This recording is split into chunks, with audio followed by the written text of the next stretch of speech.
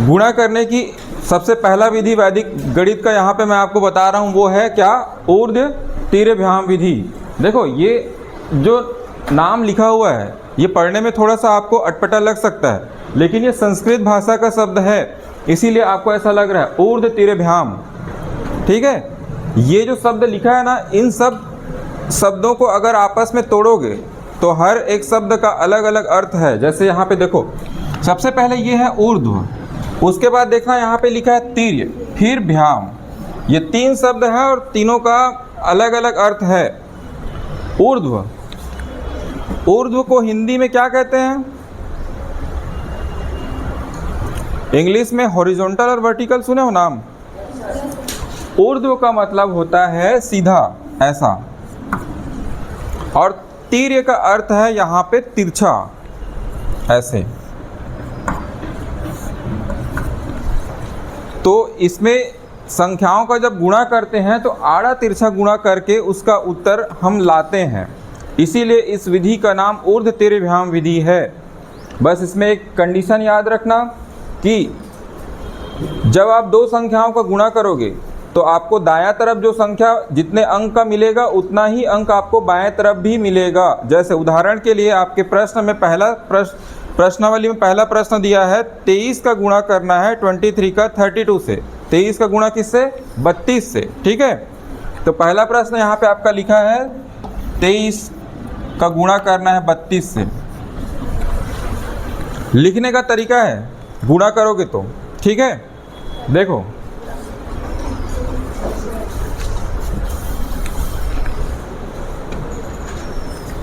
यहाँ पे लिखा 23 और यहाँ पे लिखा 32। अब उसके नीचे आपको ऐसे एक लाइन खींचना है, ठीक है। ये कितने अंक की संख्या है? 2। अब नीचे आपको खंड बनाना है, ठीक है, जिसमें उसके एक एक खंड में अलग अलग आपके अंक मिलेंगे और सबको एक साथ लिख दोगे तो वो उसका आंसर होगा। तो देखो ये 2 अंक की संख्या है, हो सकता है आपको 3 अंक की संख्या का गुणा 3 अंक से करने का भी दिया हो। तो प्रारंभिक स्थिति में कई बार बच्चे यहाँ पर ये सोचते हैं कि नीचे कितना खंड आएगा। तो मैं आपको बता रहा हूँ, एक थंब रूल है कि अगर ये 2 अंक की संख्या है, ठीक है, तो 2 अंक की संख्या है, इसका आप डबल करो, कितना आ गया? 4, उसमें एक कम कर दो, कितना हुआ? 3। तो यहाँ नीचे बनेगा आपका 3 खंड, ये पहला, ये दूसरा और ये तीसरा, ठीक है। कितना खंड बना? 3। ये 1, 2 और 3। चलो ये तो 2 अंक का था। अगर मान लो 3 अंक की संख्या का गुणा 3 अंक से रहता, जैसे 112 का गुणा 114 से करने बोलता आपको, तो इसके नीचे में कितने खंड बनाते? 3 अंक की संख्या रहता तो 3 का डबल करते, कितना आता? 6, और उसमें एक कम कर देते तो कितना मिलता? 5। तो नीचे 5 खंड बनाते। अब अभी आप इसमें ध्यान दो, आपके पास प्रश्न में दिया है 23 का गुणा करना है 32 से, और हमको कौन सी विधि का उपयोग करना है? ऊर्ध्व तिर्यभ्याम विधि का उपयोग करना है, ठीक है। बस आपको संख्या के नीचे संख्या लिखना है और नीचे कितना खंड बनाना है वो आपको बता दिया। अब गुणा कैसे करेंगे? ऊर्ध्व तिर्यभ्याम विधि, मतलब आपको सीधा सीधा गुणा करना है और आड़ा तिरछा गुणा करना है। तो यहाँ से शुरुआत करेंगे, इकाई के अंकों का इकाई के अंक से गुणा होगा और उसका आंसर यहाँ पे आएगा पहले स्तंभ में, मतलब पहले खंड में, ठीक। तो यहाँ पे इकाई इस 23 का कितना है? 3, और इधर कितना है? 2। तो 3 गुणा 2 कितना? 6। तो यहाँ पे पहले खंड में आप लिख दोगे 6। अब इकाई का गुणा इकाई से हो गया, अब आपको दाएं तरफ से बाएं तरफ चलते जाना है। अब इकाई के साथ दहाई आएगा, ठीक है। तो अब आपको गुणा करना है, पहले वाले में आप गुणा किए हो, यहाँ पे चिन्ह भी लिख दे रहा हूँ, देखो ये ऐसा सीधा सीधा गुणा किए हो, मतलब इकाई का गुणा इकाई से। दूसरे खंड में जो गुणा होगा वो होगा आड़ा तिरछा, तिर्यक गुणा, ठीक है। कैसा गुणा? तिर्यक गुणा, ऐसे इसका चिन्ह है ये। तो तिर्यक गुणा जब करोगे तो देखो 2 का गुणा किससे होगा? 2 से, और 3 का गुणा 3 से। तो चलो गुणा करते हैं। 2 का 2 से गुणा करेंगे कितना आएगा? 4। और 3 का 3 से गुणा करेंगे, 3 का 3 से गुणा करेंगे तो 9। तो यहाँ का 4 और ये 9, 9 और 4 जुड़कर कितना होगा? 13। कितना होगा? 13। 13 में इकाई का अंक कितना है? तो इकाई का अंक को लिखेंगे 3, और हासिल का कितना बच गया? तो छोटा सा उसको इधर लिखेंगे। अब इकाई का इकाई से गुणा किए, उसके बाद इकाई के साथ दहाई को मिला के तिर्यक गुणा किए। अब दाएं तरफ से एक एक अंक छोड़ते जाना है, क्योंकि हम यहाँ लास्ट तक पहुँच गए, दहाई के बाद सैकड़ा तो नहीं है। तो अब इकाई का अंक को छोड़ दो, अब यहाँ पे दहाई का गुणा दहाई से करोगे और चिन्ह रहेगा सीधा वाला। तो ये 3 का गुणा 2 से करोगे, कितना आएगा 6, और 6 में हासिल का 1 जुड़ जाएगा, कितना आएगा 7। तो ये है आपका कितना आ गया 736। तो 23 का गुणा 32 से करने पर 736 आएगा।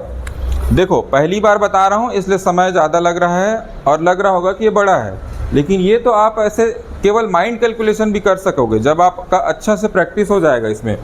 अब इसको लिखते कैसे हैं, देखो ये तो आपने सवाल को हल किया, अब इसकी विधि लिखना रहेगा। तो सबसे पहले यहाँ पे लिखेंगे प्रथम स्तंभ। प्रथम स्तंभ, प्रथम स्तंभ मतलब ये वाला। यहाँ पर क्या किए थे, यहाँ पर जो आप किए हो इकाई का गुणा इकाई से किए हो, इकाई गुणा इकाई। इकाई में कितना था 3, उसका गुणा 2 से किए, कितना आया 6। दूसरा सेकंड स्तंभ में क्या किए हो, द्वितीय स्तंभ में इकाई और दहाई का आपस में गुणा, वो भी तिर्यक। द्वितीय स्तंभ,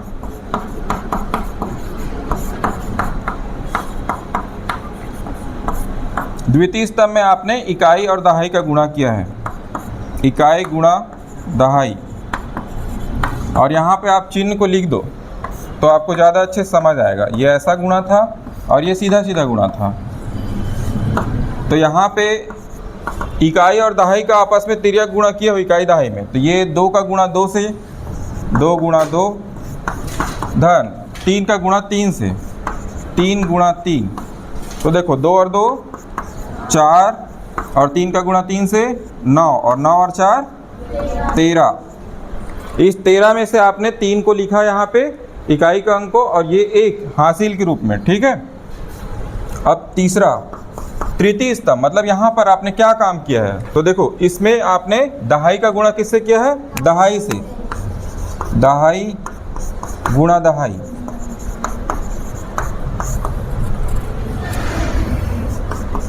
कितना था 2 का गुणा 3 से, तो 3 और 2 6, और यहाँ पे 6 में आपने 1 जोड़ा है, वो हासिल का था, तो 6 और 1 मिलके 7, ठीक है। तो आपका अंतिम रूप से उत्तर आएगा 736। चलो लिखो।